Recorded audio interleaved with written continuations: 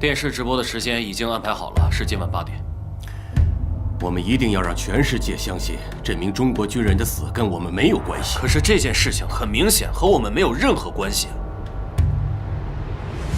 你还没明白吗？我们是塞利亚的唯一合法政府。如果他们能够找到凶手还好，如果找不到，这个责任还不是要由我们来扛吗？好，告诉我，那你想让我怎么做？电视直播过后，你替我亲自去一下中国维和步兵营，代我表达一下慰问。好的，但是这样做会不会显得有点太刻意了？现在的中国可跟原来完全不一样了。中国政府其实很在乎他们国民的安全，比其他国家更在乎。他们一定会竭尽全力主动出面解决的。那好吧。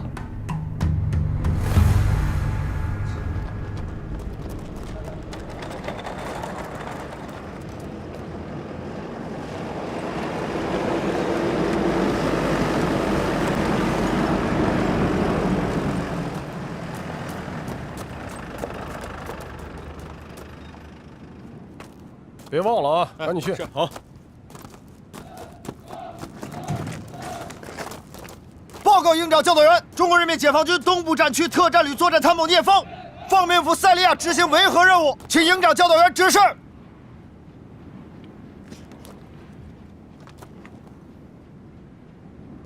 来了，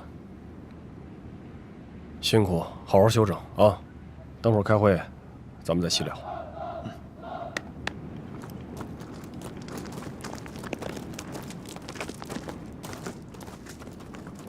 来之前，去小鹏家了吗？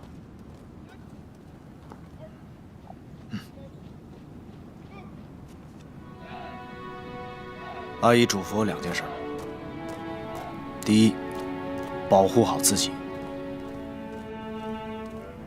第二，让我转达领导，他送小鹏参军，不后悔。永远不后悔。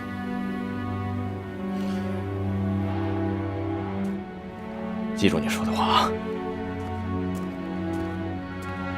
是。老妹，别辜负了教导员一番苦心，我相信你。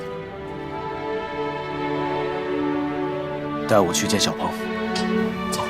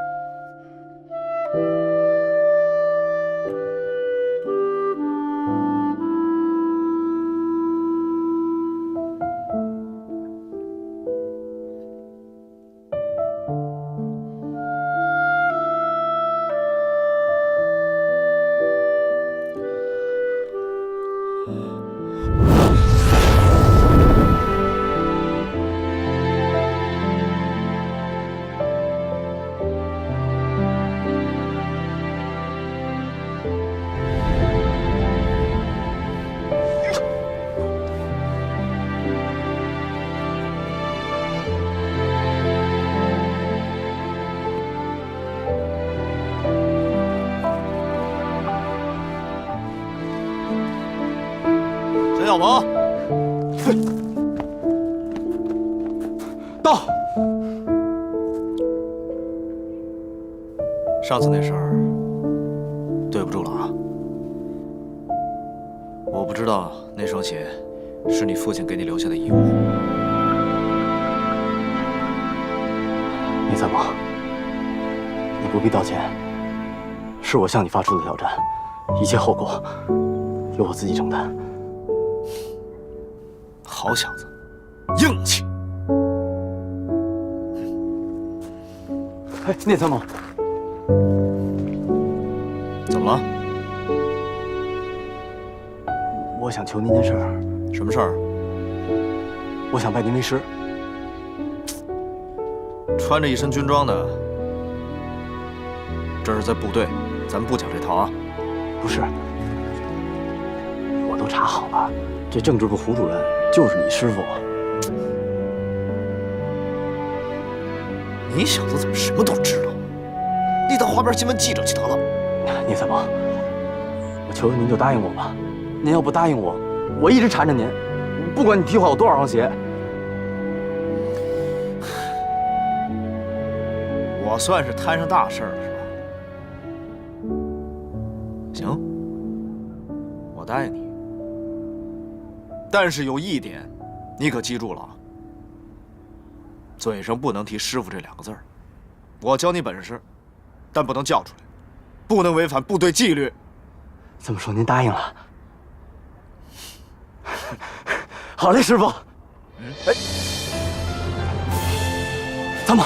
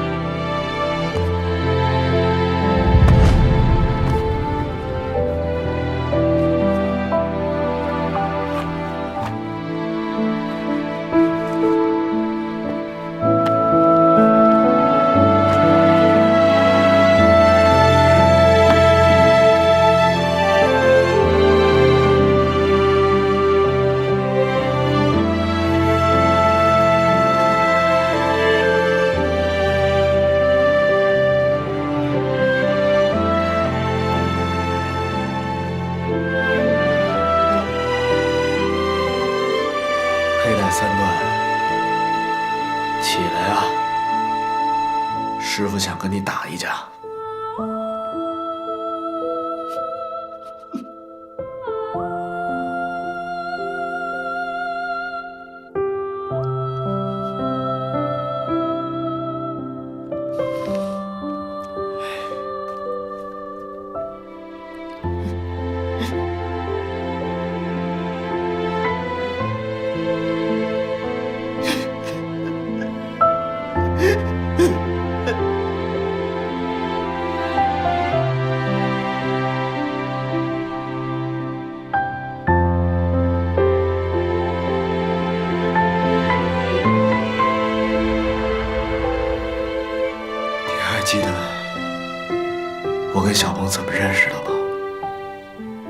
这小子不知天高地厚，非要拿跆拳道跟你比试比试。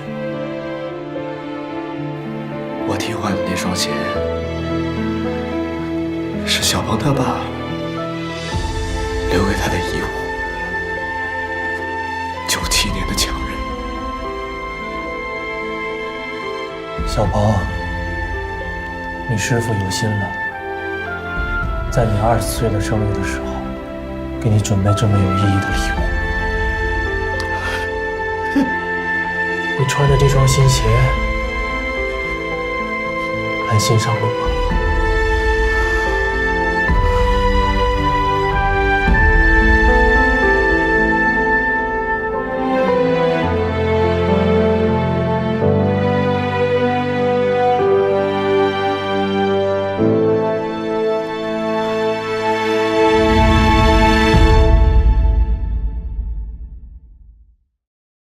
沈小鹏，一路走好。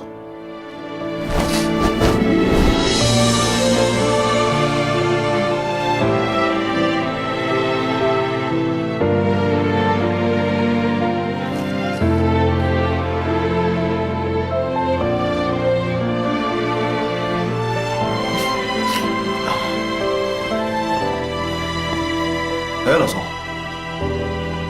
怎么了？开枪那孩子还在医院吗？在啊，怎么了？我想去看他一眼。我告诉你啊，别找事儿，部队有纪律啊。我都这么大人了，我能拿孩子怎么样啊？我就是想看他一眼。你别折腾了啊，赶紧回去吧。哎，你相信我，带我看他一眼啊！就拿你没办法。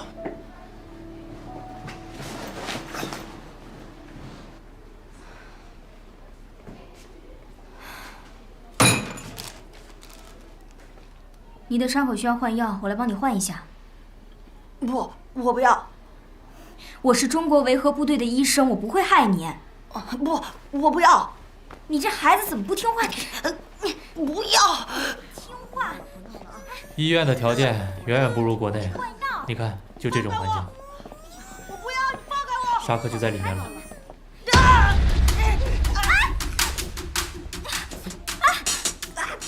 医生，放心吧，我这一直都好着呢。聂风，聂风，你干嘛？聂风，放手！聂风，放手！你没事吧，沙克？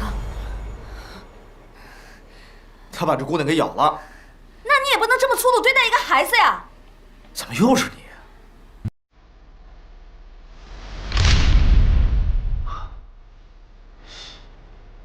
我真不知道上辈子怎么得罪你，从国内到国外，我就躲不开你了，是吗？我跟你无怨无仇，谈不上什么得罪。我当初只是公事公办而已。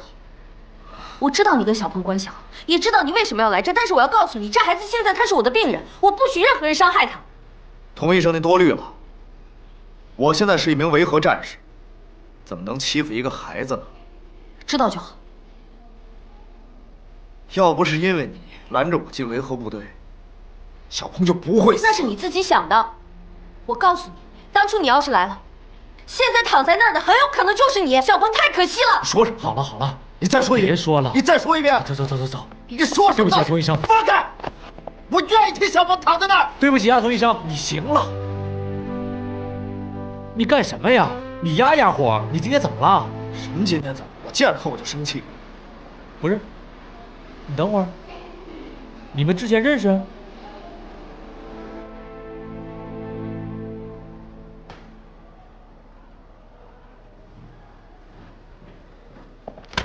什么意思？你进屋不会敲门啊？会敲门，故意的。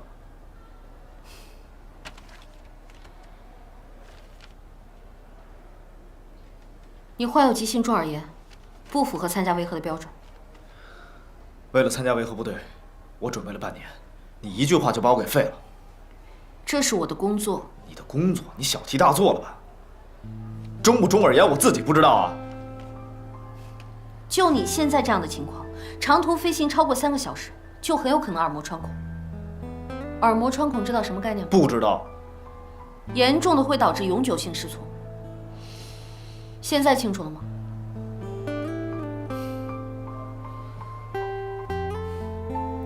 童医生，这次维和对我真的很重要。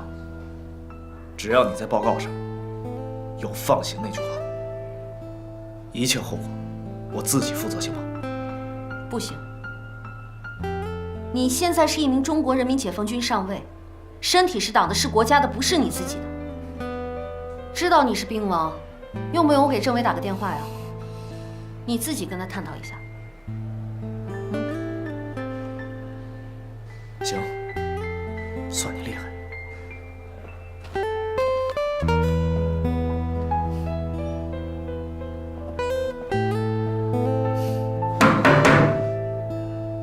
敲门了啊！幼稚。就是因为他，我才没有参加维和部队的。要是我在塞利亚，小鹏可能就不会死。原来你没能来这儿，就是因为他呀。对，我就是不愿意见他。不过我倒是觉得，人家童医生没什么错。你瞧瞧这副德行！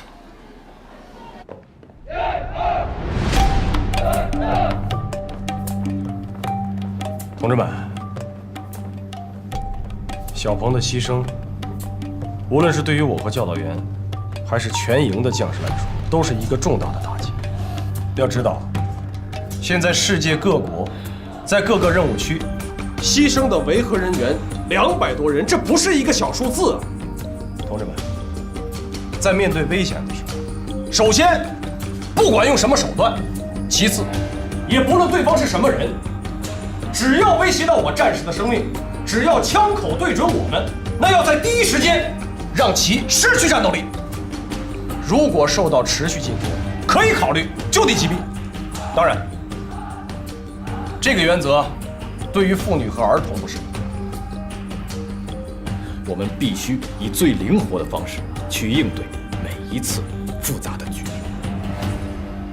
营党委决定建立一支全天候，在任何条件下都能快速反应的力量，由营部直接指挥。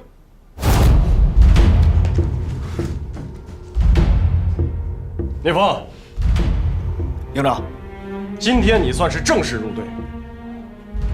那么营里就把特战队这个重任交到你手上了。全营所有将士，包括我和教导员在内，随你挑。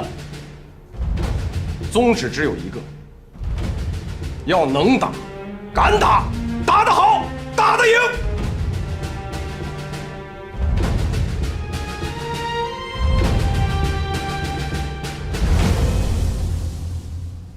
是，保证完成任务。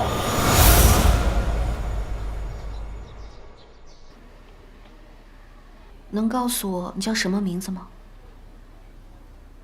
沙克。沙克。你父母在哪儿啊？死了。哦，那你还有其他的亲人吗？妹妹。你妹妹在哪儿？我也不知道她在哪儿，我也在找她。那她叫什么？她叫米娅。米娅。相信我，姐姐会帮你找到她的。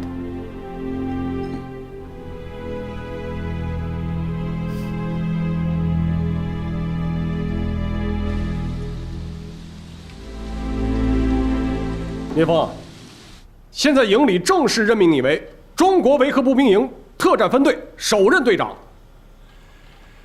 这不仅仅是一支战斗队，更是一支救火队。你既然受领了这个任务，就要给我当好这个救火队的队长。你要知道，这不仅仅是为了应对塞利亚的局势，更是为了咱们旅未来的改革和发展。如果效果理想，咱们的这一举措，我会向旅党委汇报，争取在咱们旅乃至整个集团军的发展趟出一条路，那是咱们真正想要的。请营长放心，保证完成任务。整个特战队的人选，我建议在10人以内，以班组的形式，级别嘛，是属于营直属的连一级。你尽量争取在全营当中挑选出一支战场生存能力最强的王牌战斗队。营长，我有一个小小的请求。讲。特战队，我还是希望跟老宋搭档。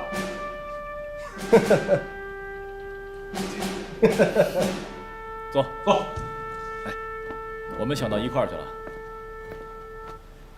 宋建臣是我们直接任命的，给你当指导员。我已经派人去叫他了，马上就来啊！报告。哟，来了。走。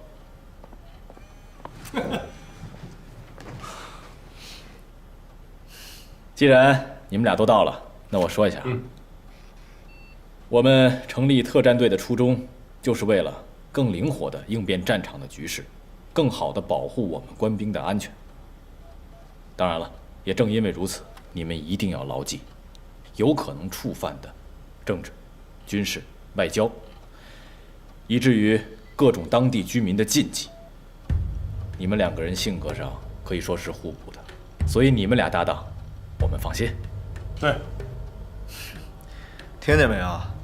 你管好你的生活，我干好我的军事，咱们俩互不干涉。啊？你电视剧看多了吧？你以为自己李云龙啊？这里是维和部队，不是独立团。行了，人员名单你们两个共同拟定，但是在后天晚上之前我们要看到。这2件事说完了，下面咱们说一说小鹏葬礼的事儿吧。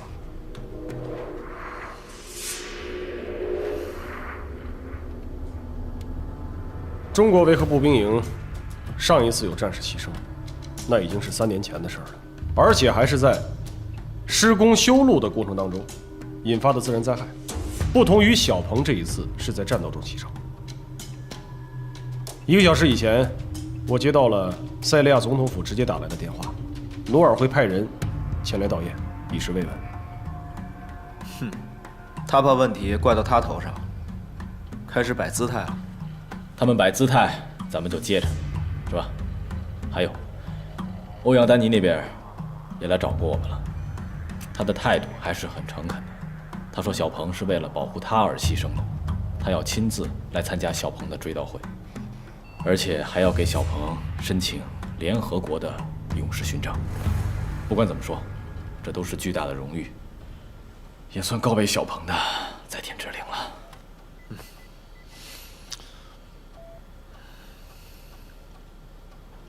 报告，见。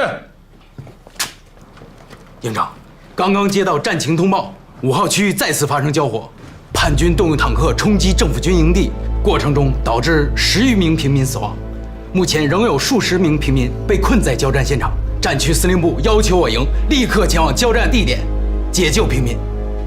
好，我知道了。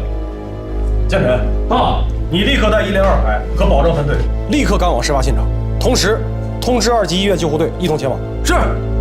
可是营长，难民救回来了，往哪儿送啊？我们的2个难民营已经超负荷了。难民署上个星期就说了，已经不能再安排难民进驻了。管不了那么多了，统统救出来。是。营长，我跟老宋一起去。也好，了解一下战场环境，一定注意安全。是。去吧，去吧。好。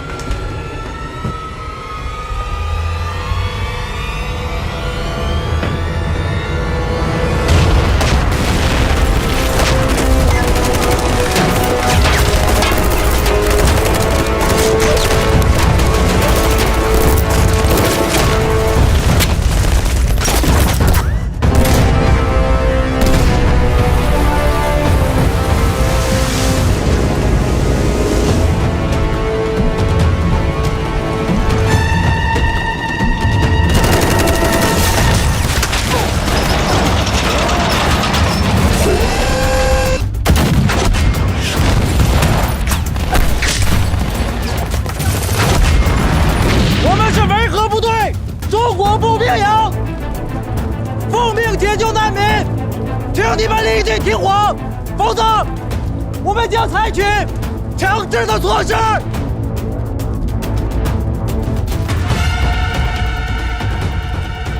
试试。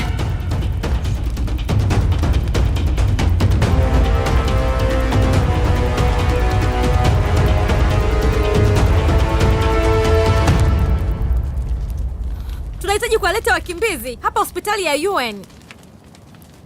Wekeni silaha zenu chini, acheni kutushambulia. Tunaomba dakika 10 kama tutashambuliwa na ninyi, na tuwajibu mashambulizi. Tunaomba hilo tafadhali.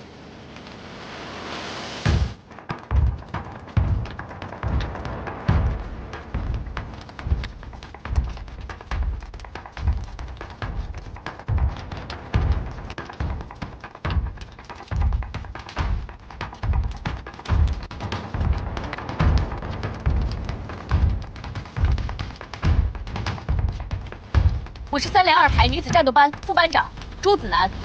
刚刚说了什么？我跟他们说，给我们10分钟时间，让咱们抢救难民和伤员。医疗队现在出动，开始救援，快！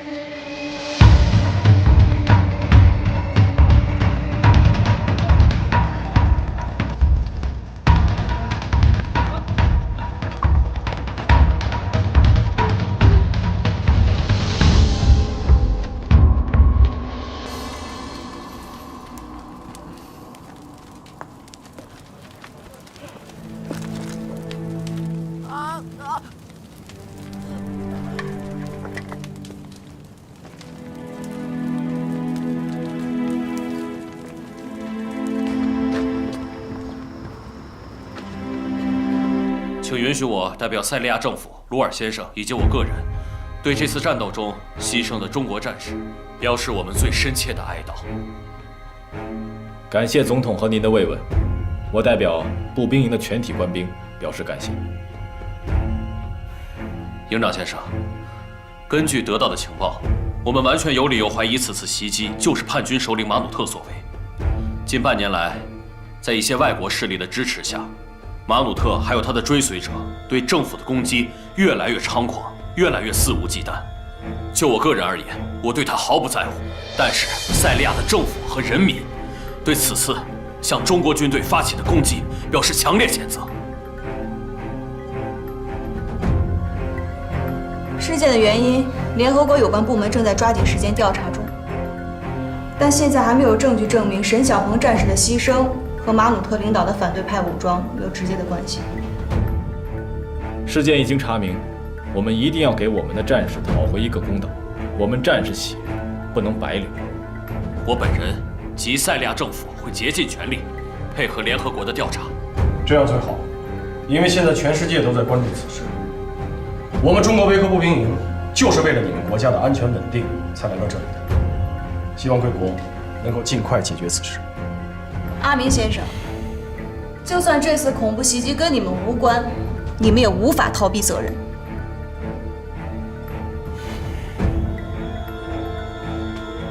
高营长，我的公众身份是联赛团最高行政长官，但我更重要的身份是一名中国公民。我们是同胞，是亲人。小鹏是因为救我而牺牲的，你们放心，我一定会为小鹏讨回公道。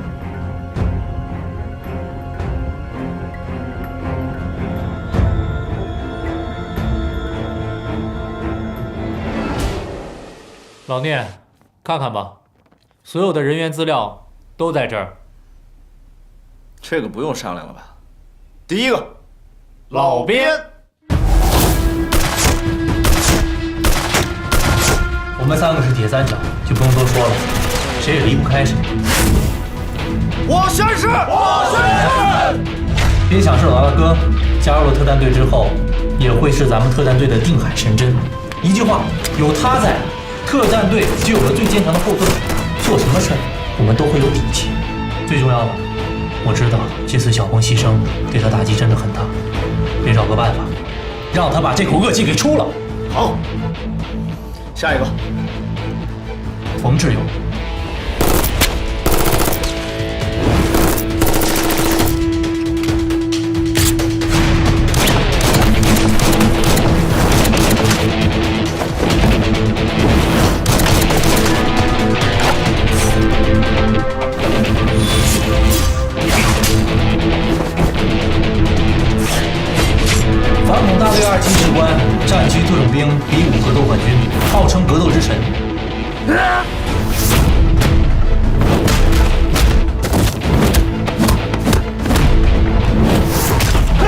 身如其名，有勇有谋，但双拳所至，所向无敌。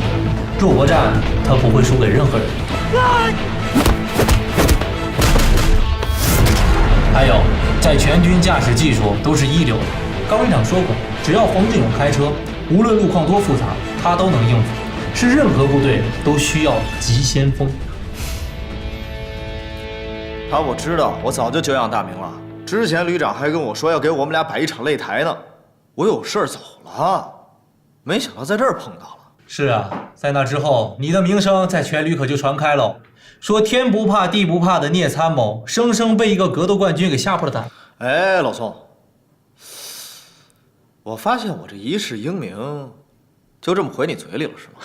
老聂，我还真想问问你，如果真跟这个冯志勇打一场的话，你有把握吗？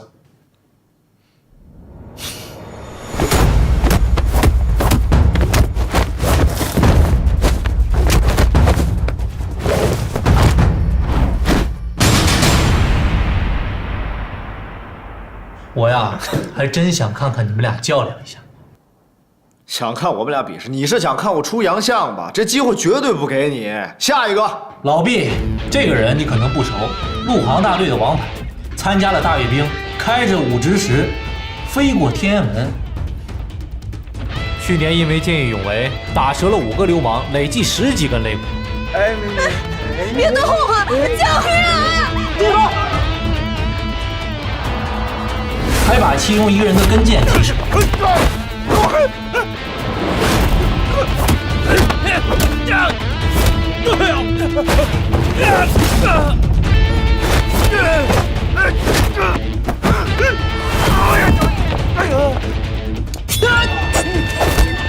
山东人，旅长说了，这家伙戾气太重，把他调到炊事班当副班长了。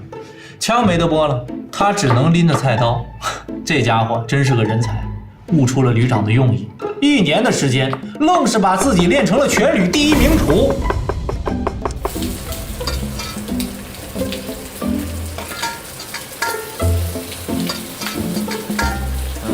这个人呢，我还真知道，全旅唯一一个金庸迷嘛。还有更狗血的呢，他当初救的那个女孩啊，就是他现在的女朋友。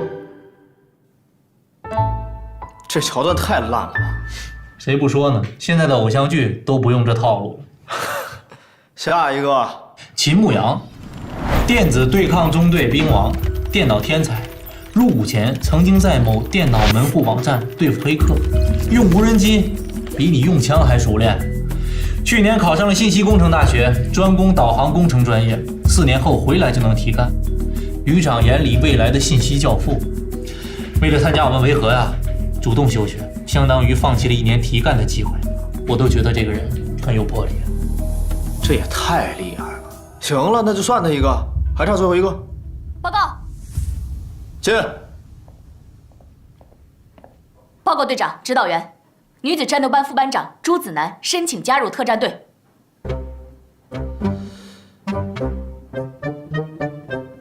什么情况？朱子楠申请加入特战队。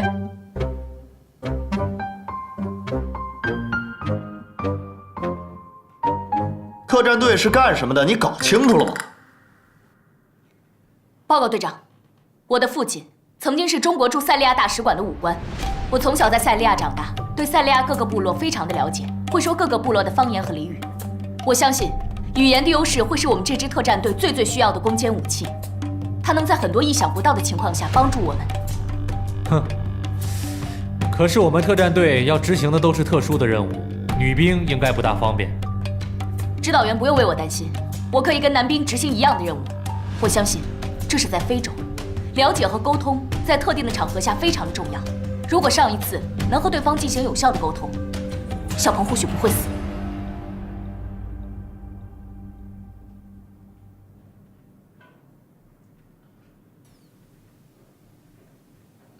留下。好，特战队的最后1名成员朱子楠。特战队，欢迎您。谢谢队长，谢谢指导员。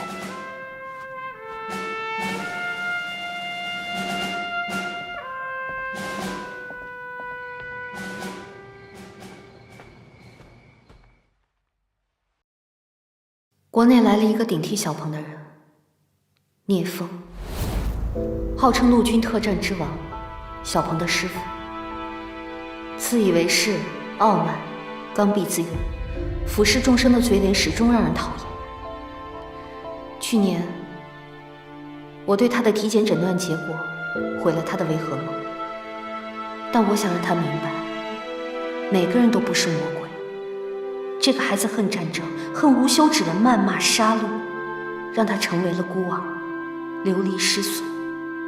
所以，是什么让这个本该安静祥和的世界有了那么多的恨？听说鲁尔和马努特的和谈又要延期了，战乱似乎还远远没有办法结束。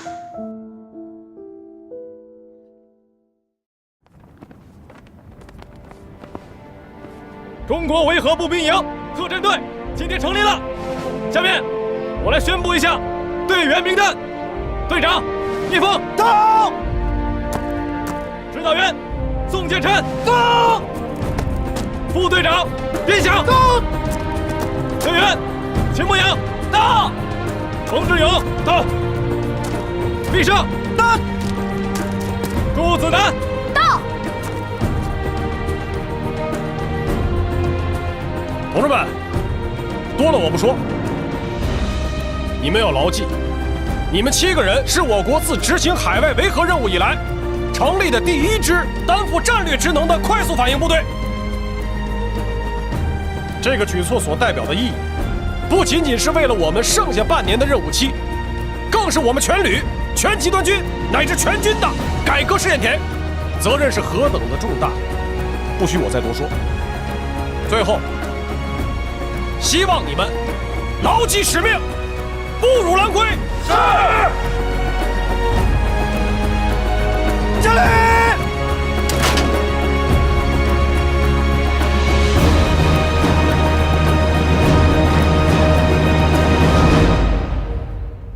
今天找大家来呢，是要商量一下小鹏的后事。由于牵涉到医院，所以张院长特意委派了童医生过来和咱们一起商量。高院长，以咱们医院现在的医疗条件，小鹏的遗体最多只能存放15天，所以安排小鹏回国的事儿，越快越好。是这样，我们刚刚接到了上级的通知，派出了1架军机抵达，小鹏就坐这架飞机回家。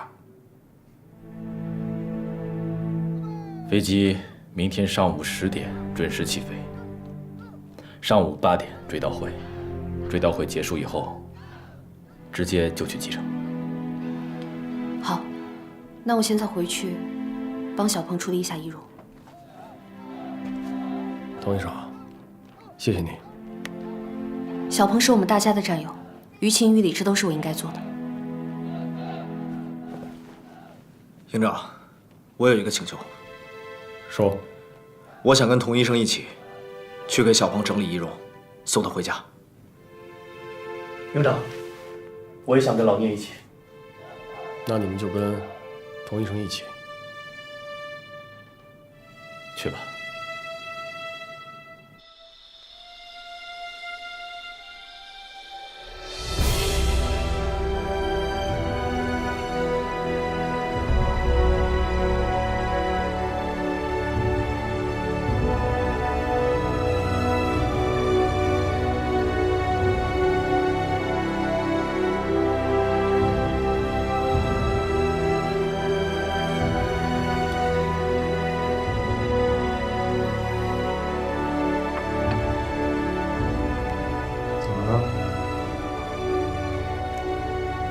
一共中了5枪。对啊。童医生，子弹都取出来了吗？还有1颗没有取，弹头的位置比较复杂，打在了颈动脉上。我们不想再破坏小鹏的遗体了。怎么了？有什么问题吗？没事儿，您继续。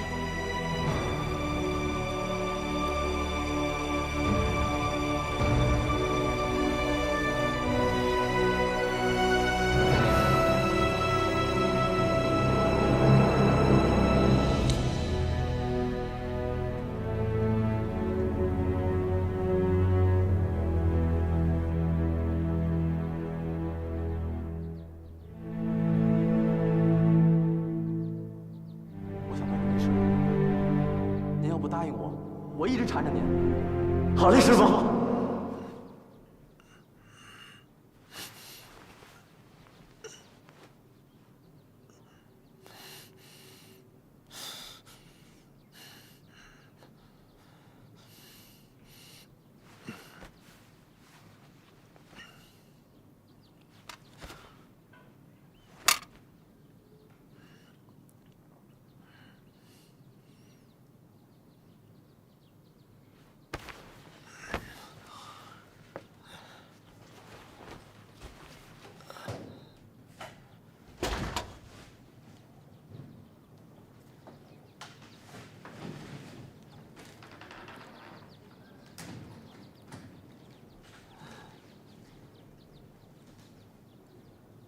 蚩尤，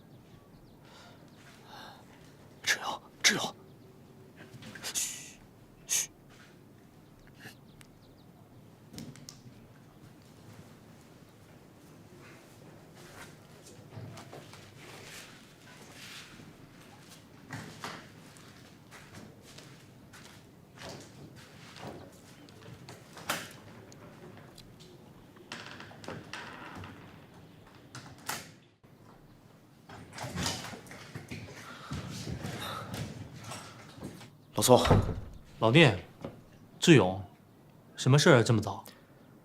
来坐。小鹏牺牲的事儿，再跟我复述一下，任何细节都不能落下。当时我们接到通知，欧阳丹妮的车遇袭了，所以派我们奉命前去支援。然后呢？敌人有计划，有重点，而且武器配备十分讲究。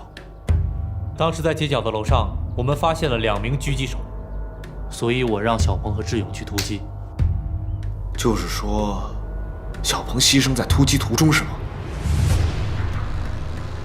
对。当时我跟小鹏负责突击，追逐到一栋楼里，沙克坐在2楼半的位置，手里平举着一把手枪。其实我们跟沙克见过面的，我们平时运送生活垃圾，那些孩子就守在那儿，趁我们不注意捡些垃圾吃。老宋，那狙击手怎么回事？后来怎么处理的？小鹏中枪之后，大家都急着抢救他，而且当时欧阳女士的车已经安全撤离了，我们就没有再管狙击手的事儿。我们当时以为对方只是普通的反政府军，现在看来，我们确实有点草率。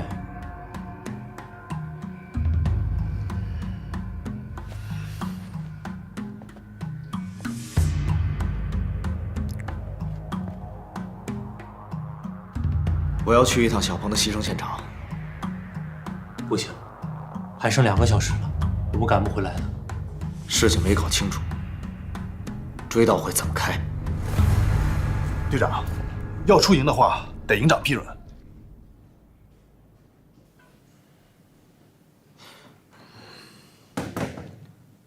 老宋，靠你了。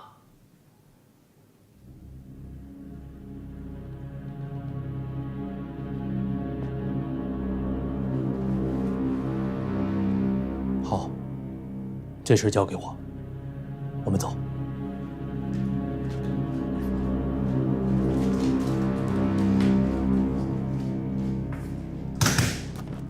营长，我们现在准备去送水，务必在小鹏追悼会之前回来，一定准时回来。路上注意安全。好的。队长，指导员，怎么走？按当天原路线还原。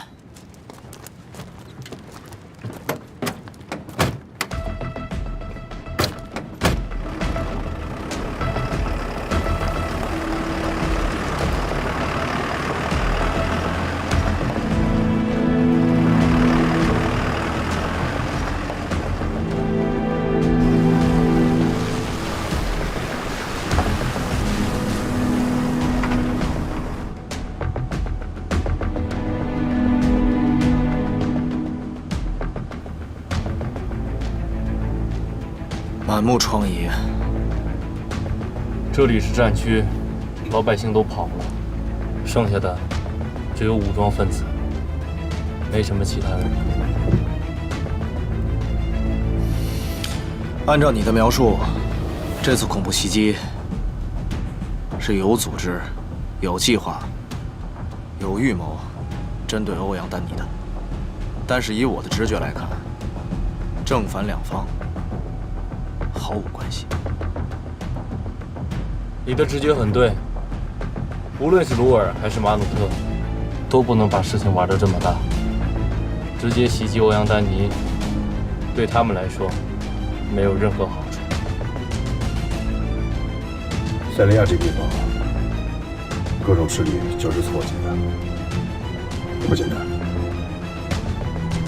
这个地方水深得很，但无论水有多深，我必须给小鹏一个交代。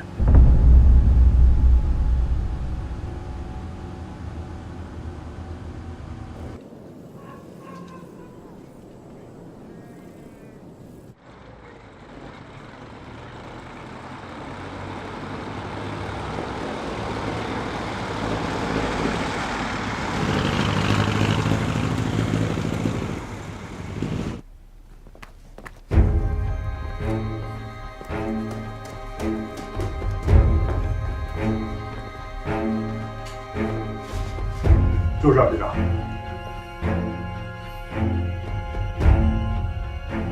重新复述一下，不要漏了任何细节。是。当时我跟小鹏负责突击，本来想控制楼上狙击手，我们按照作战守则，交互掩护。别动！当时沙克就坐在这个位置，平举一把手枪。放下！是我。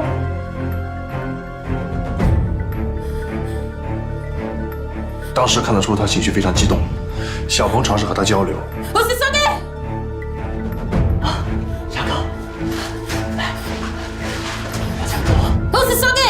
但无效，接着枪就响了。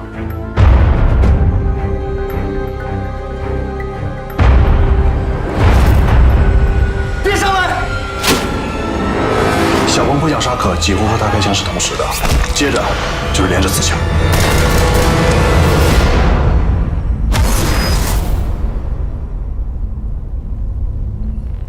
第一枪是什么枪？沙克的手枪。你确定吗？当时外面枪声不断，沙克的第一枪和外面的枪声叠在一起，但我敢肯定，第一枪肯定就是沙克的手枪。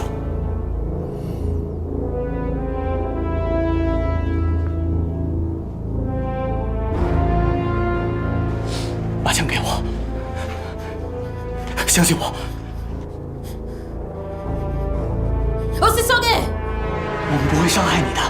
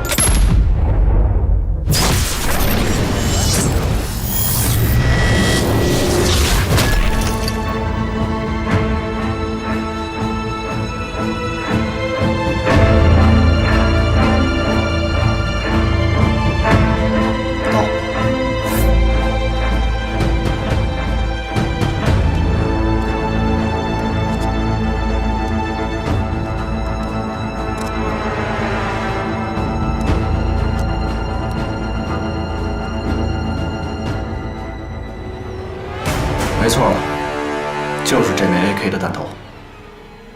对不起，队长，是我判断出了问题。你别自责自责，在这种情况下很难分辨。你们2个看到门上那个洞了吗？当时很有可能这把 AK 就藏在那里。老聂，你是说楼上那把门洞的 AK 开的第一枪？没错。而且我怀疑这个 AK 上面还加装了消音的装置。当时这把枪对着沙克，可是沙克不知道，小鹏发现了之后就扑向沙克。可是沙克以为小鹏想袭击他，所以就朝小鹏开了枪。我觉得这纯属是为了自保。所以说，是沙克当时慌乱之下误杀了小鹏。不是误杀，是误伤。队长，小鹏已经牺牲了。跟我来。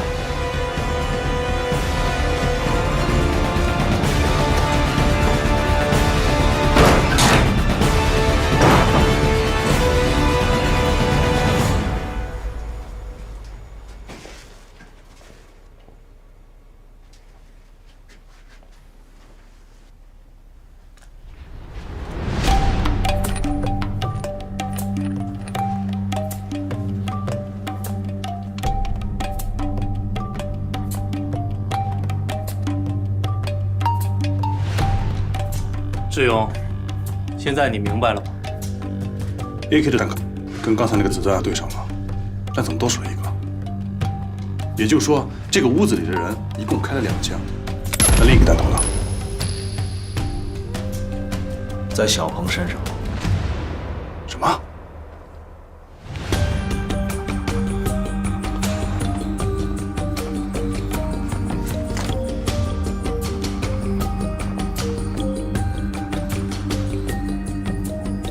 对于小鹏的致命伤，我始终是有疑虑的，因为他防弹衣上的那一枪和腿上的那一枪，我始终没法联系上他锁骨上的那一枪。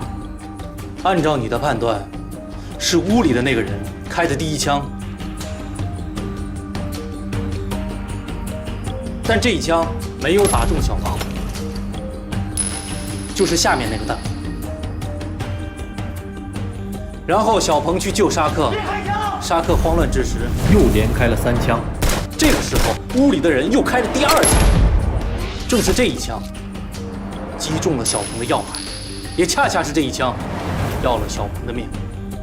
没错，但是我还是有点不明白 ，AK 最明显的特点是贯穿伤，而且距离这么近，为什么小鹏脖子中的一枪不是贯穿伤？因为小鹏是从正面扑向沙克的，所以他那一枪是直面打入他的身体。那枚子弹现在还在小鹏的身体里。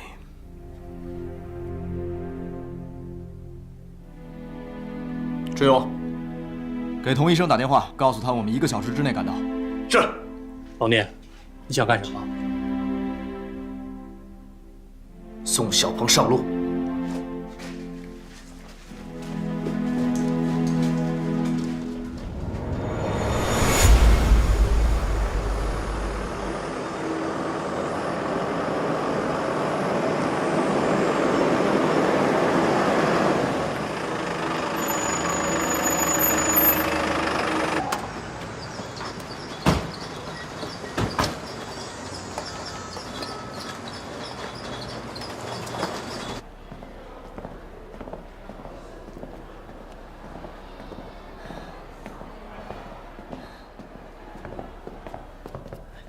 童医生，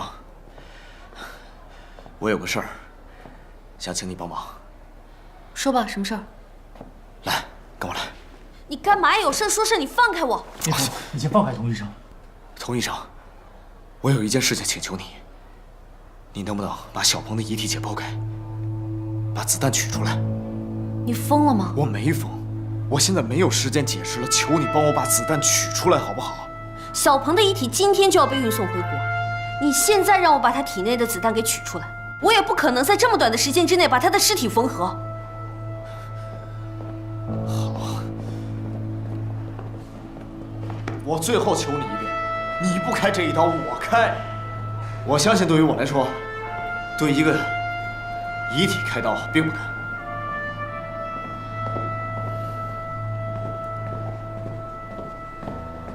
我也不希望在他身上开刀，我只是想给他一个公道。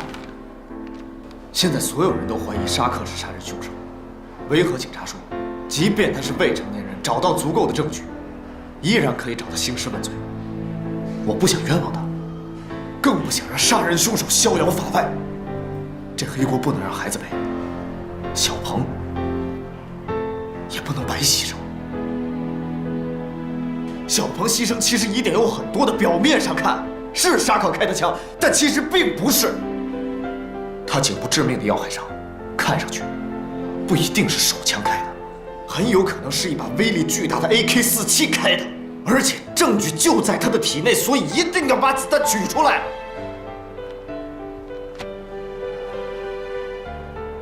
好，我相信你的推断，但那也不一定非要在小鹏的尸体上开刀，一定还会有其他的方法，比如说照 X 光片，只要照一张 X 光片就可以清楚地看到他体内子弹的情况。不行，第一，我必须要取出子弹之后跟 AK-47的子弹对比，如果完全吻合，才足以证明我的推断。第二，回国之后他一定要火化，火化了之后他的母亲要来捡骨灰。童医生，你忍心看到他的母亲捧着自己儿子的骨灰，里面还有一颗子弹？你觉得小鹏的妈妈面对这颗子弹，她能承受得住吗？取出这颗子弹，是对所有人的交代。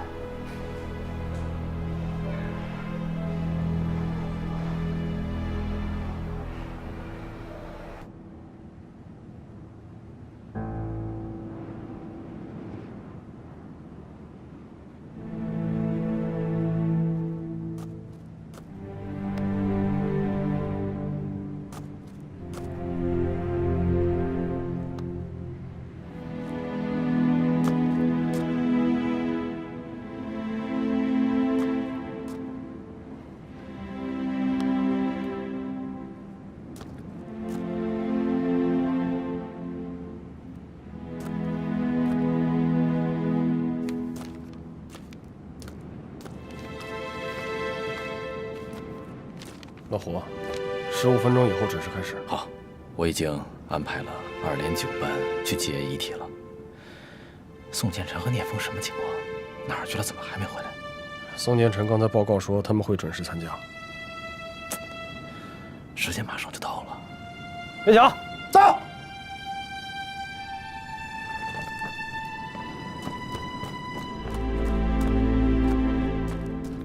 你现在带着特战队其他的人赶紧去医院，配合9班的战士护送小鹏的遗体回来，然后通知聂风、宋建成、冯志勇赶紧归队。是，去吧。你们3个跟我走。是，先走转，爬步走。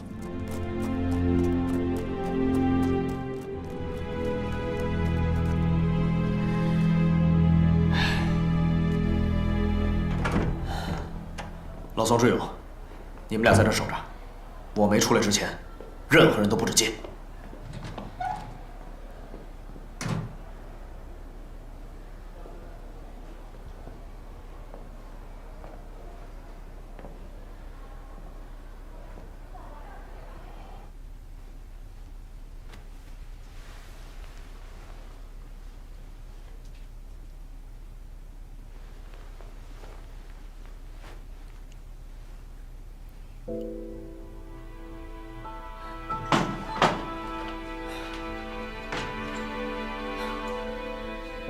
童医生，抓紧时间开始吧。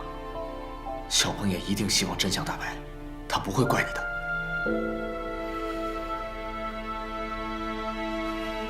我尽量减小伤口，取出子弹。我明白。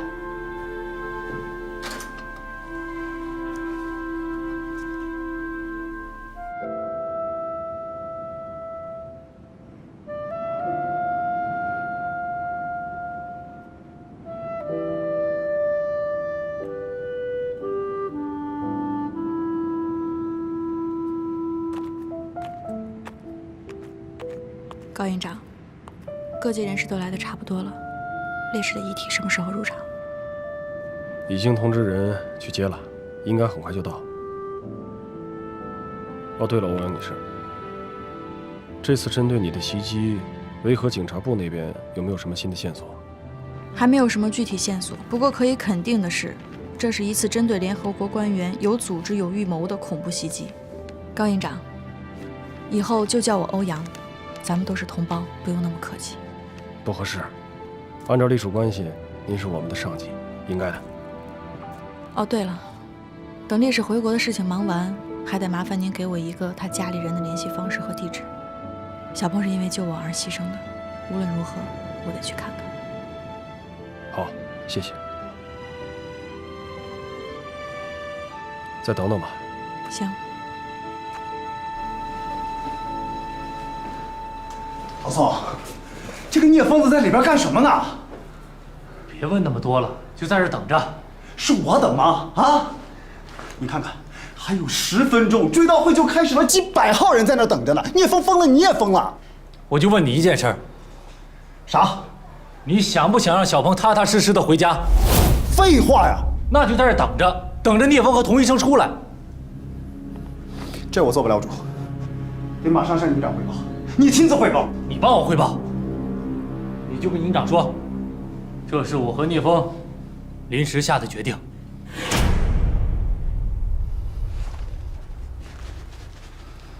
听没有？到。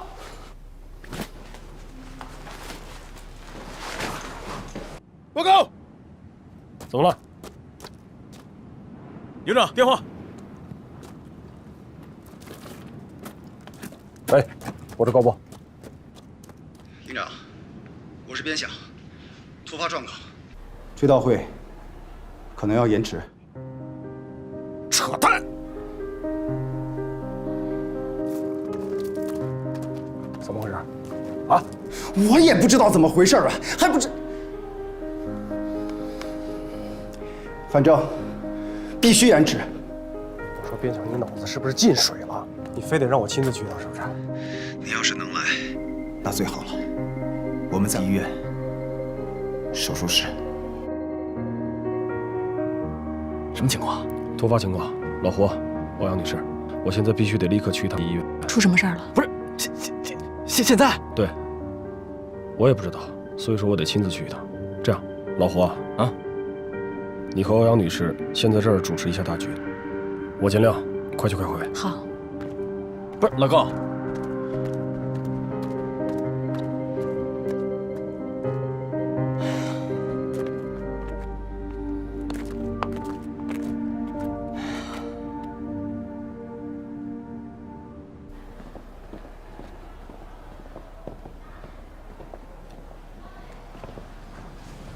什么情况？啊？聂风呢？在里边呢。要干什么？宋建成，现在一五一十跟我说怎么回事？营长，等一会儿聂风出来了，还是让他自己跟你说明白吧。行啊，你们真行啊！跟我商量了吗？胆儿挺大呀！你们这是把小鹏当儿戏，知道吗？好，我就在这儿等着，没有一个合理的解释。脱军装滚蛋！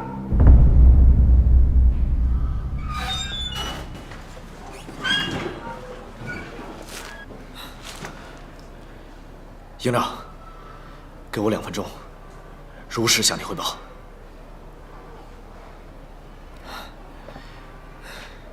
营长，这颗子弹就是从小鹏体内取出来的，就是他要了小鹏的命。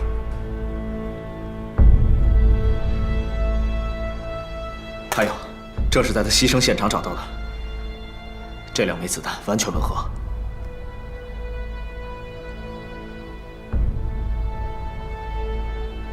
营长，我知道了。追悼会结束以后，我向联赛团报告小鹏牺牲的情况。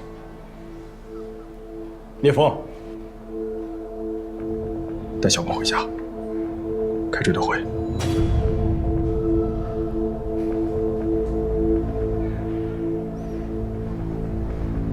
是。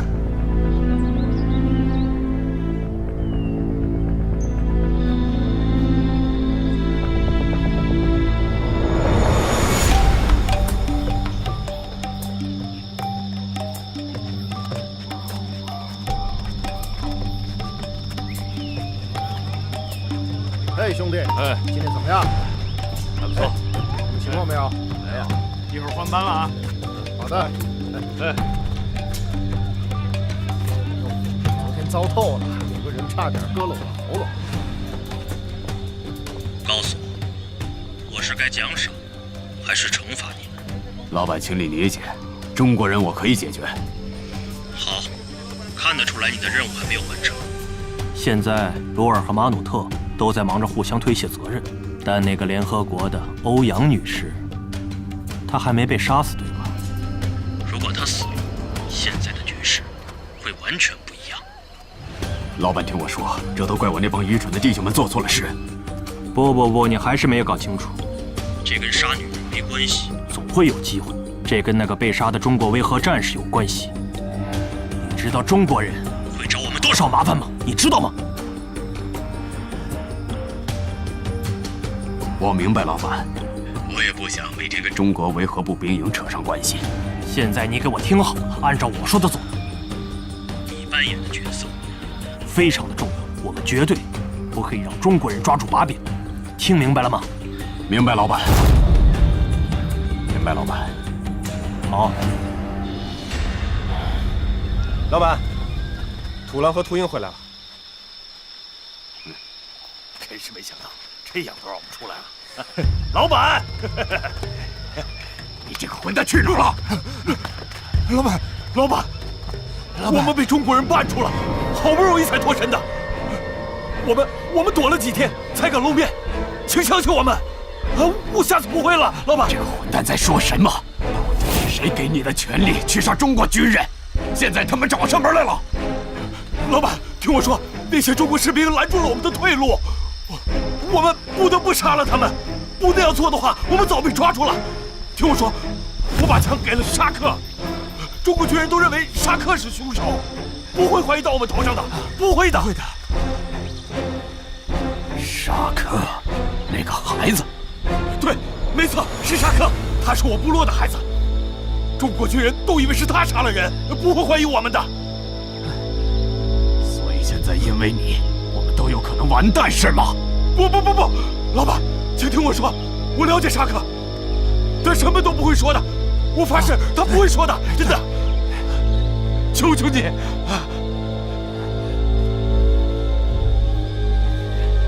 你的意思是，现在我们的安危都指望沙克，对吗？老板，求求你别杀我！我明白，我搞砸了，我现在就去杀了他。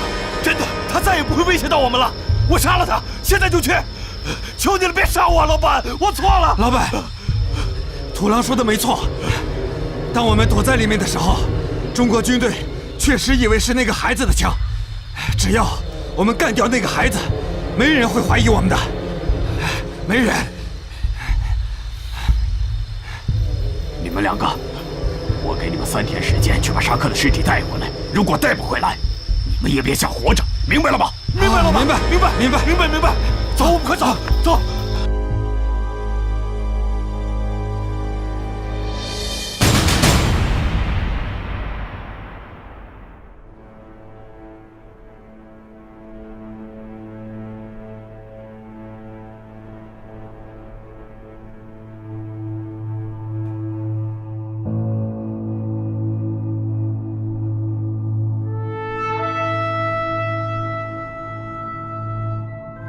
我宣布，沈小鹏烈士追悼会现在开始，请全体肃立，脱帽，向烈士默哀。脱帽，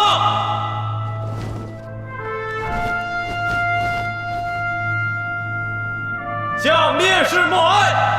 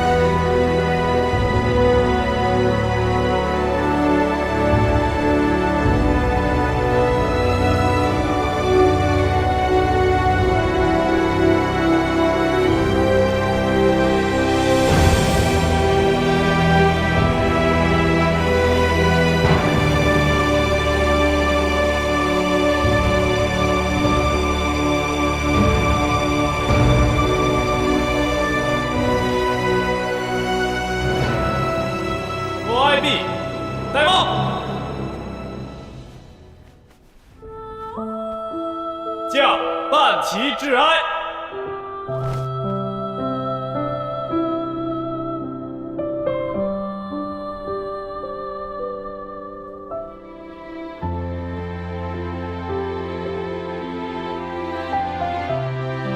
下面，请中国维和步兵营营长高波致辞。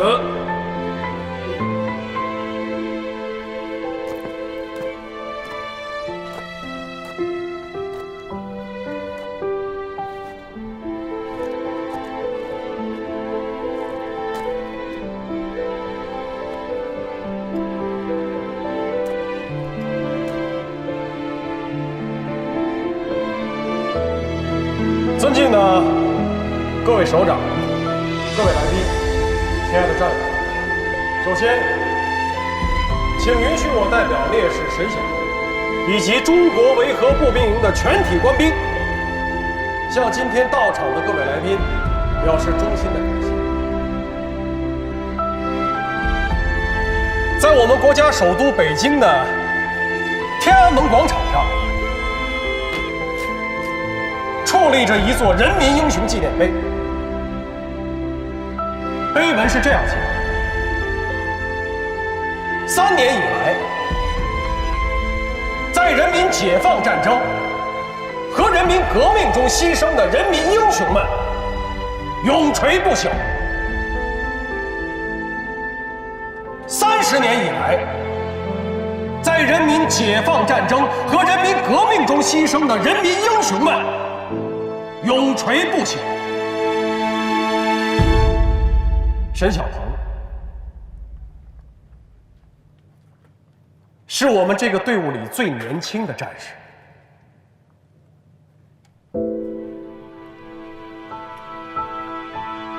作为他们的最高指挥官，在从中国踏上飞机即将来到塞利亚的时候，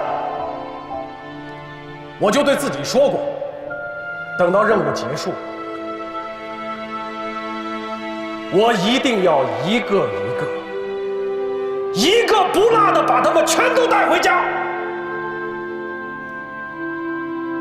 但是同时我也很清楚，包括我在内，我们全体几百号的兄弟，每一个人都做好了随时牺牲的准备。小鹏牺牲了，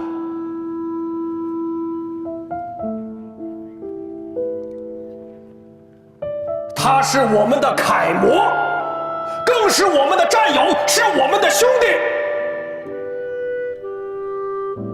他虽然牺牲了，为国增了光，他就是我们的光荣。今天，我恳请大家牢牢地记住这个名字：沈小鹏，中华人民共和国四川省乐山市人，生于1999年7月10日。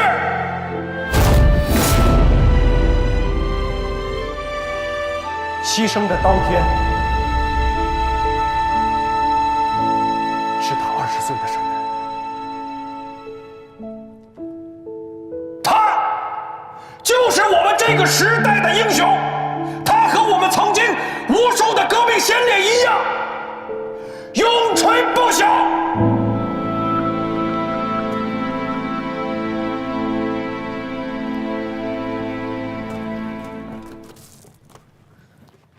下面，请中华人民共和国驻塞利亚使馆徐辉大使致辞。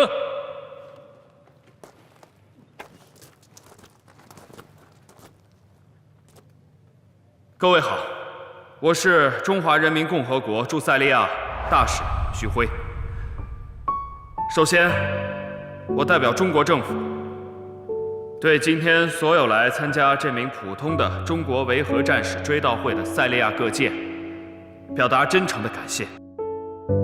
沈小鹏烈士以年仅20岁的生命，为维护世界和平，献出了宝贵的生命。他用生命诠释了忠诚履行使命，维护世界和平的蓝盔誓言。他用生命承担了他们对祖国的承诺。我坚信，我们一定会踏着他们的足迹，奋勇前进。无论是作为中国公民，还是一国之大使，我都以我有这样的同胞而感到无上光荣。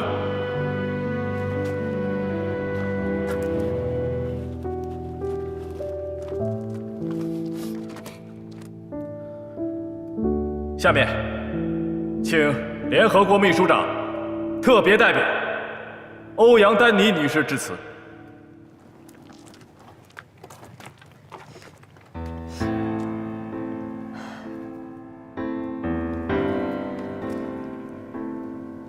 我是联合国驻塞利亚特别谈判代表欧阳丹妮。为了救我而牺牲的这位战士沈小鹏，以及无数个像他一样的战士，为了崇高的信仰，离开自己的亲人、家园，来到这个世界上最动荡的地方。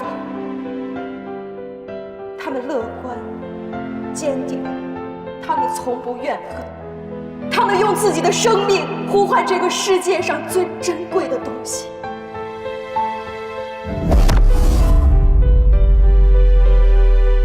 和平。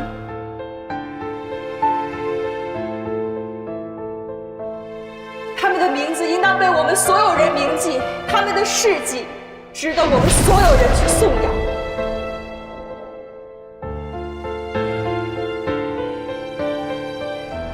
我，欧阳丹妮，在此向整个塞利亚，向全世界的恐怖分子，向那些躲在黑暗角落里见不得光的人，郑重宣告：我们永远不会向恐怖主义低头，不会向企图破坏世界和平事业的人低头，时刻准备用自己的鲜血和生命捍卫世界的和平事业。我们才愿意相信，我们的世界终究会和平，人类终究会获得幸福、安宁的美好生活。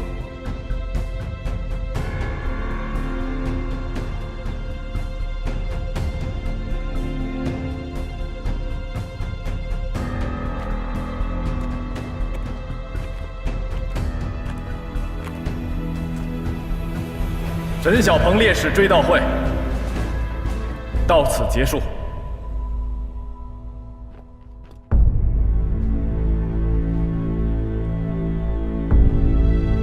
全体队伍，送我们的英雄沈小鹏烈士回家。小鹏，一路走好！小鹏，一路走好！小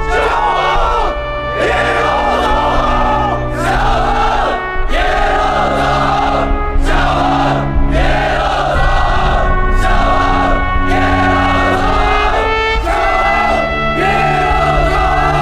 小鹏。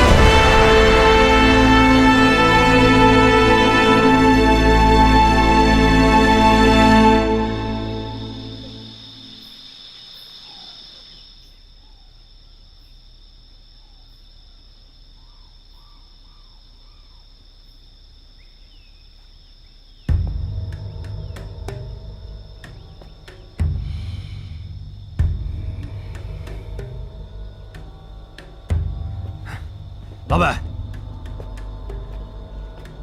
土狼跟我现在就去找沙克。我明白了，但是我要给你另一个任务。什么任务？